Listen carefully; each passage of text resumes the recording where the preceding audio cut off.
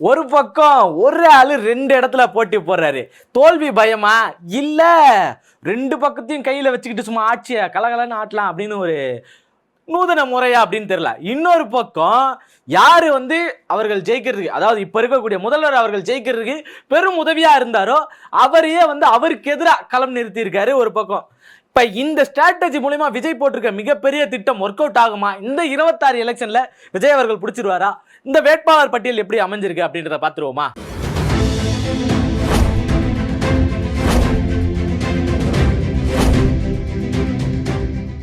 வணக்கம் friend watch மக்களே.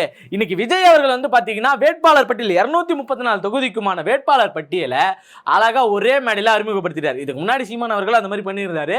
அந்த மாதிரி யார் பண்ண முடியும் அப்படிங்கிறது நான் பண்ணி காட்டுறேன் அப்படின்னு சொல்லி பண்ணிட்டார். ஆனா இதுக்கு முன்னாடியே வந்து சில தகவல்லாம் வந்துருச்சு.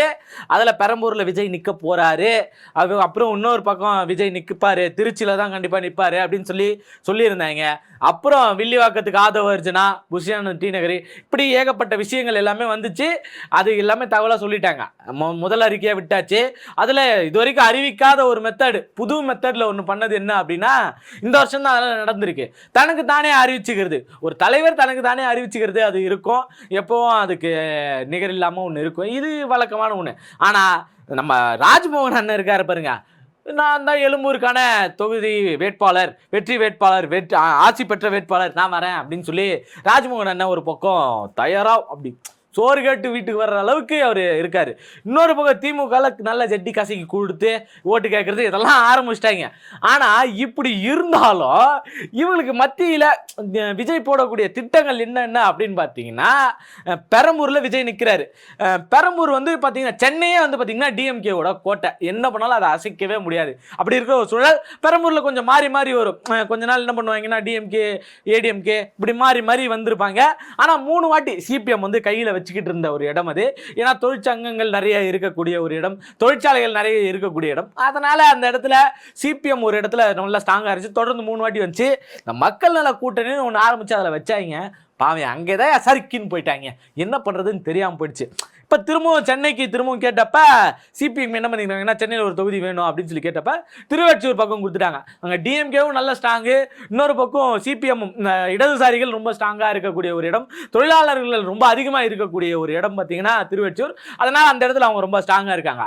இன்னைக்கு வேட்பாளர்கள் அறிவிப்பில் விஜய் அவர்கள் என்ன பண்ணியிருக்காரு அப்படின்னு பார்த்தீங்கன்னா, அவங்களுடைய நிர்வாகிகள் எல்லாரையும் வந்து அறிமுகப்படுத்தி வச்சிருக்காரு, யார் யார் எந்தெந்த தொகுதின்னு. விஜய் வழக்கம் போல பெரம்பூர், திருச்சி இது 2 இடம். அப்புறம் ஏற்கனவே வந்த தகவல் படி புஷியானந்த் வந்து டி நகர்லையும், அதுக்கு அடுத்து பார்த்தீங்கன்னா யாரு ஆதவர்ஜுனா வில்லிவாக்கத்தில், இப்படி எல்லாமே வந்து தகவல் தான். ஜேசிடி பிரபாகரன் 1000 லைட்டு, இப்படி ஏகப்பட்ட தகவல் வந்துச்சு. செங்கோட்டையன் வந்து பார்த்தீங்கன்னா அவருடைய தொகுதியான அந்த கோபிச்செட்டிப்பாளையத்தில் ஸ்ட்ராங்காக இருக்கக்கூடிய ஒரு இடம், அவர் அங்கே நிற்கிறேன் அப்படின்னு சொல்லி பிளான் போட்டார். ஏடிஎம்கே அவருக்கு எதிராக ஒரு பிளானை இறக்கியிருக்காங்க. அந்த அவரை க்ளோஸ் பண்ணுறதுக்கு அவரு ஒரு பக்கம் இறக்கியிருக்காங்க. இதெல்லாம் ஒரு பக்கம் இருக்கும்போது, இவங்கெல்லாம் அவ்வளோ ஸ்ட்ராங்காக இருக்கும்போது விஜய் யார் 2 இடத்துல நிற்கணும், ஒரு இடத்துல நிற்கலாம்ல, பெரம்பூரை மட்டுமே கான்சென்ட்ரேட் பண்ணலாம்ல அப்படின்னு யோசிப்பீங்க. விஜயோட மாஸ்டர் பிளானே அங்கே தான் இருக்குது. என்ன பண்ணுறாரு அப்படின்னு பார்த்தீங்கன்னா, சப்போஸ் பெரம்பூர்ல ஏதாச்சும், ஏன்னா டிஎம்கேயோட கோட்டை எல்லாருக்கும் தெரிஞ்ச ஒரு விஷயம், சரிக்குதுன்னு வச்சுக்கோங்களேன். திருச்சியில பாருங்க நான் ஜெயிச்சிட்டேன் அப்படின்னு சொல்லிக்கலாம். ஆனா திருச்சியிலேயே அதுக்கு ஏதாச்சும் மாஸ்டர் பிளான் வச்சிருப்பாங்க, இவங்க சைட்ல இருக்கும். திருச்சி மக்கள்லாம் ஏத்துக்கிறாங்களா? ஏன்னா இது வரைக்கும் பரப்புரைக்கு விஜய் அவர்கள் வந்து பாத்தீங்கன்னா திருச்சி பக்கம் இன்னும் போகல. சேலம், தஞ்சாவூர் அப்படி சுத்தி வந்துட்டாரு, ஈரோடு அப்படின்னு சுத்தி வந்துட்டாரு. திருச்சி பக்கம் இன்னும் போகாம இருக்காரு. திருச்சி பக்கம் போனாருன்னா வச்சுக்கீங்களேன், அவருக்கு வரவேற்பு கிடைக்குமா கிடைக்காதா, எப்படிப்பட்ட சூழல்ல இருக்கு அப்படின்னு நம்ம இதுக்கு மேல வெயிட் பண்ணி தான் தெரிஞ்சுக்கலாம். இன்னொரு பக்கம் இந்த கொளத்தூர் தொகுதி இருக்கு இல்லையா, நம்ம முதல்வரோட தொகுதி, அது தெரியாம யாராச்சும் இருப்பாங்களா அப்படின்னு நீங்க கேட்கறது எனக்கு தெரியுது. அந்த இடத்துல விஎஸ் பாபு அவர்களை வந்து நம்ம விஜய் அவர்கள் அங்க போட்டிருக்காரு. ஏன் அவரை போட்டிருக்காரு, எவ்வளவு நூதனமான ஒரு முடிவு அப்படின்னு பாத்துங்க. இதுக்கு முன்னாடி பாபு எங்க இருந்து வந்தாரு அப்படின்னு பாத்தீங்கன்னா, டிவிகேக்கு எதுல இருந்து வந்தாரு அப்படின்னு பாத்தீங்கன்னா ஏடிஎம்கேல இருந்து வந்தாரு. ஏடிஎம்கேல வடசென்னை மாவட்ட செயலாளராக வந்து செயல்பட்டு இருக்காரு. பெரிய அந்த உள்ளூர் அரசியல், அந்த உள்ளுக்குள்ள இருக்கக்கூடிய அரசியல் கட்சிகள், அந்த அரசியல் வியூகங்கள் எல்லாத்தையும் சரியா வகுக்கக்கூடிய ஒரு ஆளு, அவ்வளவு பக்காவா இருந்தார். இவர் இங்க இருந்தா ஏடிஎம்கேல இருந்தா அதை தொடர்ந்து செஞ்சாரு அப்படின்னு கேட்டீங்கன்னா, அதுக்கு முன்னாடியே ஆள் வந்து டிஎம்கேல பக்கா ஸ்ட்ராங்கா இருந்தார் ஒரு மனுஷன். புரசைவாக்க தொகுதியோட சட்டமன்ற உறுப்பினராகவே இருந்தார். புரசைவாக்க தொகுதியில் அவ்வளோ ஸ்ட்ராங்கா இருந்த ஒரு மனுஷன். அதிமுகல இருந்து நம்ம அண்ணன் சேகர்பாபு அண்ணன் அப்படி வந்ததுக்கு அப்புறம் மனுஷனுக்கு ஏதோ மனஸ்தாபம் ஆகி போச்சு.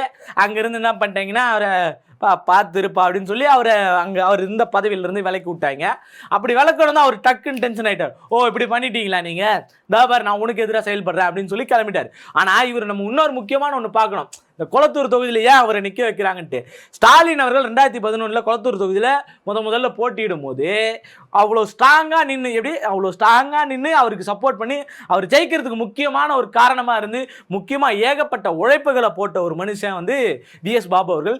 கிரவுண்ட் லெவலில் இறங்கி ஒர்க் பண்ணுறது சொல்லுவாங்களா, பூத் லெவலில் கிரவுண்ட் லெவலில் இறங்கி ஒர்க் பண்ணுறதுல விஎஸ் பாபு அடிச்சிக்க முடியாது. அந்த இடத்துல அவர் ரொம்ப ஸ்ட்ராங்காக இருந்து ஒர்க் பண்ணி கொடுத்தாரு. அந்த ஒர்க்கு வந்து ஸ்டாலினுக்கு வந்து பெரிய வரவேற்பு அமைஞ்சது, அது ஜெயிக்க வச்சதும் கூட சொல்லலாம். அந்த அளவுக்கு ஒரு ஒர்க் அங்கே இருக்குது. இப்போ அப்பேற்பட்ட ஒருத்தரை வந்து ஸ்டாலின் அவர்களுக்கு எதிராக நிறுத்துறது வந்து ஒரு நவீன ரொம்ப வரவேற்கத்தக்க ஒன்றா இருக்குது. இது வரைக்கும் விஜய் பண்ணது எல்லாமே பெரிய மேட்டர் இல்லை அப்படின்னு சொல்லிக்கலாம். அதில் பெரிய சம்பவம்னா ஏகப்பட்ட சம்பவம் இருக்குது, அது விட்டுருக்கேன். அப்படி சொல்லிட்ட சம்பவத்தில் இது ஒரு மிகப்பெரிய ஒரு நல்ல முறை. இது வரைக்கும் அரசியலை இப்போதான் கையாளணும், இப்படி தான் கையாளணுன்றதுல ஒரு பாயிண்ட்டுக்குள்ளே விஜய் அவர்கள் வந்திருக்காரு. ஆனால் அந்த இடத்துல அவர் ஜெயிப்பாரா மாட்டாரா அப்படின்றது செகண்டரி தான். ஏன்னா கண்டிப்பாக முதல்வர் அவர்கள் வந்துடுவார், அது நமக்கு எல்லாருக்குமே தெரிஞ்ச ஒரு விஷயம் தான். ஆனால் அப்படிப்பட்ட ஒரு சூழல்லையும் ஒரு டஃப் கொடுக்குற இடம் இருக்கு இல்லையா, அந்த டஃப் கொடுக்குற இடத்த வந்து விஎஸ் பாபு அவர்கள் வந்து நிறைவு செய்வார் அப்படின்றத நம்ம தெளிவாக புரிஞ்சுக்கணும். இது மட்டும் இல்லை, ஏடிஎம்கேல இருக்கும் போதே கூட அவருக்கு வந்து மாவட்ட செயலாளர் பதவி கொடுத்துருந்தாங்க. வட சென்னை மாவட்ட செயலாளர் பதவியாக அவர் இருந்தார்.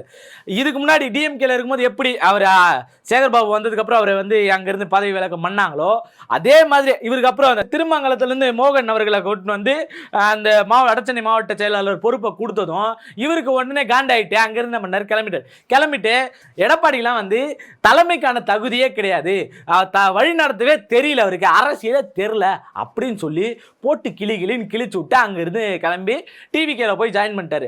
செங்கோட்டையன் இதுக்கு முன்னாடி போய் சேர்ந்துருந்தார் இல்லையா, அதே மாதிரி இவர் போய் பிப்ரவரி 7ஆம் தேதி போய் சேர்ந்துட்டார் டிவிகேல சேர்ந்ததுமே ஒரு பெரிய வரவேற்போட அவருடைய ரசிகர் படை, அவருடைய அந்த அரசியல் படையோடு கொண்டு போய் அங்கே சேர்ந்துட்டார். ரசிகர் படைனா அது விஜய்க்கு, இவருக்கு அந்த அரசியல் படையோடு கொண்டு போய் சேர்ந்துருக்காரு. இவர் கிரவுண்ட் லெவலில் இறங்கி முதல்வர் அவர்களை வந்து ஜெயிக்க போறாரா, எந்த அளவுக்கான ஒரு போட்டி இருக்கும், அந்த தொகுதியில் எந்த அளவுக்கு கிரவுண்ட் லெவலில் இறங்கி ஒர்க் பண்ண போறாங்க, அங்க இருக்கிற பிரச்சனைகளை இவங்க தீர்க்க போறாங்களா இல்ல பிரச்சனையாவே இவங்க போய் நிக்க போறாங்களா அப்படின்னு சொல்லி பார்க்க போறோம். ஏன்னா முதல்வர் இது வரைக்கும் நடக்காத ஒரு வரலாறு, எனக்கு நடக்கணும் அப்படின்னு ஆசை இருக்கக்கூடிய ஒரு வரலாறு என்னன்னா, எல்லா அரசியல் கட்சி தலைவர்களுமே சேர்ந்து ஒரு தொகுதியில் நிற்கணும், அந்த தொகுதியில் மக்கள் தேர்ந்தெடுப்பாங்க இது யாரா இருக்கும் அப்படின்ட்டு சொல்லிட்டு. இப்போ சப்போஸ் கொளத்தூர் தொகுதின்னு வச்சிங்களேன், அங்கே ஸ்டாலின் நிற்கணும், அப்படியே விஜய் அவர்கள் நிற்கணும், அப்படியே சீமான் அண்ணன் நிற்கணும், அப்படியே எடப்பாடி அவர்கள், இவங்க 4 பேரும் சேர்ந்து அந்த ஒரு தொகுதியில் நின்னா அது எப்படிப்பட்ட போட்டியாக இருக்கும் அப்படின்ற ஒரு பெரிய எதிர்பார்ப்பு இருக்குது. இல்லை எடப்பாடி அவர்களுடைய தொகுதியில் வந்து போய் இவங்க 4 பேர் நின்னாங்கன்னா அது எப்படி இருக்கும் அப்படின்னு சொல்லி பார்க்கணும். அதே மாதிரி சீமானண்ணன் இது வரைக்கும் பெருசாக எந்த தொகுதியிலனாலும் அவர் ஜெயிக்க மாட்டார், அவருக்கு எந்த தொகுதி சொல்கிறது, ஏதாவது ஒரு தொகுதியை போட்டு விடுவான், அது ஒரு பக்கம் இருந்தாலும் இவருக்காச்சும் பரவாயில்ல, எதில் நின்னாலும் தோத்துருவார்னு ஒரு நம்பிக்கை இருக்குது. இது வரைக்கும் தொகுதியே பார்க்காத ஒரு ஆள், போன இடத்தெல்லாம் அடி வாங்கிட்டு வந்த ஒரு ஆள், அவருக்கு என்ன நடக்கும், எந்த இடத்துல போய் நிற்பார், எங்கே போனாலும் அவருக்கான வரவேற்பு இருக்கும், பெரிய கூட்டம் சேரும், ஆனால் ஓட்டு விழுமா அப்படின்னு கேட்டால் நடக்காது. இன்னொரு பக்கம் கரூர் தொகுதியில் வந்து பார்த்தீங்கன்னா மதியழகன், அந்த மாவட்ட செயலாளர் மதியழகன் வந்து பொறுப்பாக போட்டிருக்காங்க. எனக்கு பெரிய சந்தேகம் என்ன, பெரிய கோபம் என்ன அப்படின்னு கேட்டிங்கன்னா, கரூர் சம்பவம் நடக்கும்போது மாவட்ட செயலாளராக அவர் தான் இருந்தார். இப்போ அங்கே நடந்த சம்பவத்துக்கு வந்து பார்த்தீங்கன்னா யார் பொறுப்பேற்றான்னு கேட்டிங்கன்னா யாரும் பொறுப்பேற்றுக்கல. புஷி ஆனந்தே வந்து எப்பா எனக்கு அதுக்கு சம்மந்தம் கிடையாது, அவரை கேட்டு தெரிஞ்சுங்கோ அப்படின்னு சொல்லி இட்டுன்னு போகிறது தான் என் வேலை அப்படின்னு சொல்லிக்கிட்டு இருந்தவர் வந்து பார்த்தீங்கன்னா புஷி ஆனந்த்.